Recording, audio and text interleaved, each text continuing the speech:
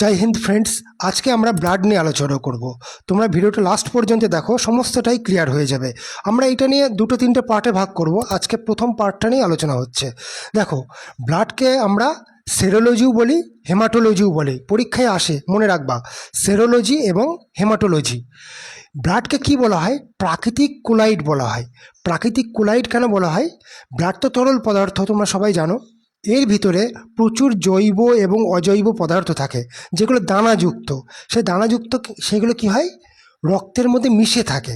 এবার তারা না পুরোপুরি গুলে যাচ্ছে, না পুরো আলাদা হয়ে থাকছে, কিন্তু কিছুটা দানাযুক্ত হয়ে আছে। দেখে মনে হবে তরল, কিছুই নেই ভিতরে, সমস্তটাই গুলে গিয়েছে, কিন্তু না। আমরা যদি সূক্ষ্ম অনুবীক্ষণ যন্ত্র দিয়ে যদি দেখি, তাহলে দেখব যে অনেক জৈব এবং অজৈব পদার্থ রক্তের মধ্যে ভেসে বেড়াচ্ছে, যেটা পুরোপুরি গুলে যায়নি।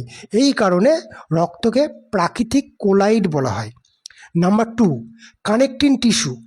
রক্তকে কানেক্টিং টিস্যু বলা হয়। কেন কানেক্টিং টিস্যু বলা হয়?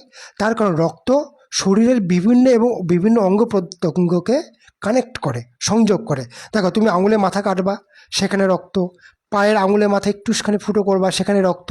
মাথার কাছে একটুখানি ফুটো করবা ছুঁচ দিয়ে সামান্য, দেখো সব জায়গায় রক্ত।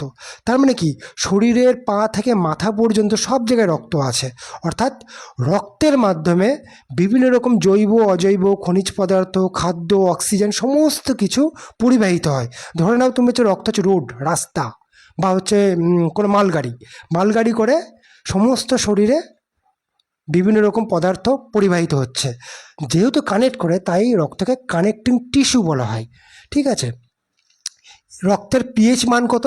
7.4। 7.4 হচ্ছে রক্তের পিএইচ মান। দেখো, 5-এর ওপরে হলে, ধরো 5 হচ্ছে নর্মাল, এর ওপরে গেলে হচ্ছে ক্ষারীয়, এবং এর নিচে হলে অ্যাসিডিক। তাহলে রক্ত কেমন? ক্ষারীয়। ক্ষারীয় বলতে লবণাক্ত ভাব। রক্ত তোমরা খেয়ে দেখো নি? আচ্ছা, রক্ত খাওনি কোনো দিন? অবশ্যই খেয়েছো। আঙুলের মাথায় দেখা গেলো কোথাও কেটে গেল, মুখে এরকম করে জিভ ঠেকাও না? তো জিভ ঠেকালে কি কেমন স্বাদ হয়? কেমন একটা মানে লবণাক্ত লবণাক্ত ভাব না? তো সেটা ক্ষারের উপস্থিতির জন্য রক্ত কিছুটা লবণাক্ত লাগায়। বুঝতে পেরেছো তো? তা এখানে মানব দেহে মানে মেল অর্থাৎ ছেলেদের রক্তর পরিমাণ কত? 5.4 লিটার, অর্থাৎ প্রায় 5.5 লিটারের কাছে ছেলেদের মানে প্রাপ্তবয়স্ক ছেলেদের রক্ত থাকে। এবং প্রাপ্তবয়স্ক মেয়েদের ক লিটার রক্ত থাকে? 5 লিটার। স্বাভাবিক, ছেলেদের তুলনায় মেয়েদের রক্ত শরীরে একটু কমই থাকে। ওই জন্য বলে না, মেয়েদের এই কোমরে ব্যথা, হাঁটুতে ব্যথা, মাজায় ব্যথা কেন হয়?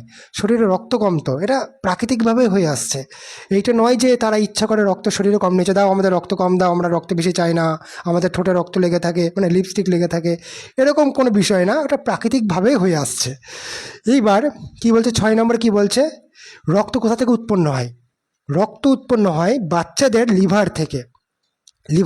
বাচ্চাদের মানে ভ্রূণ অবস্থায়, তারপরে নতুন বাচ্চাদের লিভার থেকে, তারপরে বাচ্চা জন্মানোর পর পরবর্তীকালে বোন ম্যারো থেকে। মানে বোন ম্যারো কোনটা?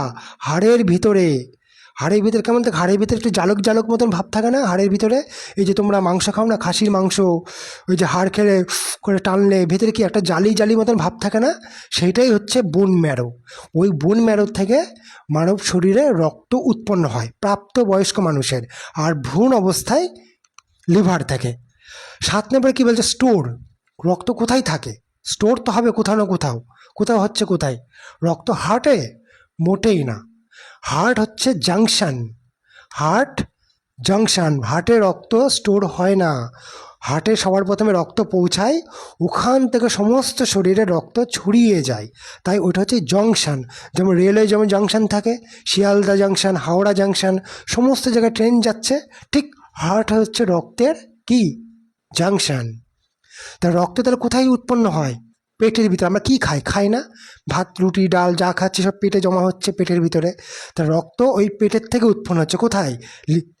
পেটের স্প্লিনে উৎপন্ন হচ্ছে। উৎপন্ন না, জমা হচ্ছে। স্প্লিনে থাকে হচ্ছে রক্ত। এবার 8 নম্বরে আসছে কোলেস্টেরল। দেখো, কোলেস্টেরলের একটা স্বাভাবিক মাত্রা আছে, 200 পর্যন্ত স্বাভাবিক ধরা হয়। 200 গ্রাম পার ডেসিলিটার স্বাভাবিক ধরা হয় কোলেস্টেরল। এবার কোলেস্টেরলের মধ্যে দুটো ভাগ আছে, একটা এলডিএল এবং এইচডিএল।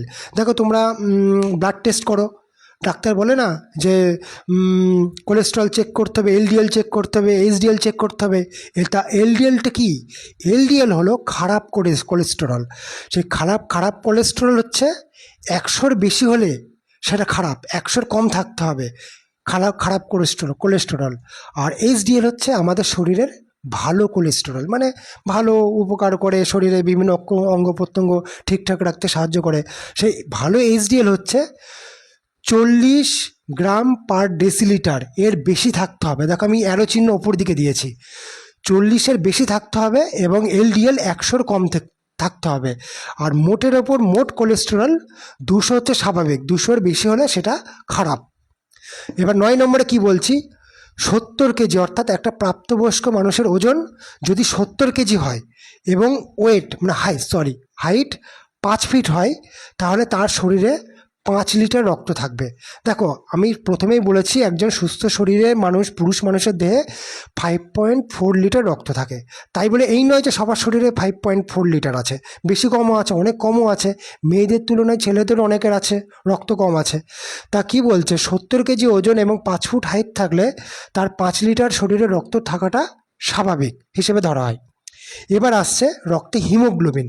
দেখো রক্তে হিমোগ্লোবিন ছেলেদের কতদিক থাকে, 14.5 গ্রাম পার ডেসিলিটার, মানে 1 ডেসিলিটারে 14.5 গ্রাম থাকে ছেলেদের, আর মেয়েদের থাকে 13 গ্রাম পার ডেসিলিটার। দেখো মেয়েদের শরীরে হিমোগ্লোবিন কম থাকে, তার কারণ তাদের শরীরে আয়রন কম থাকে।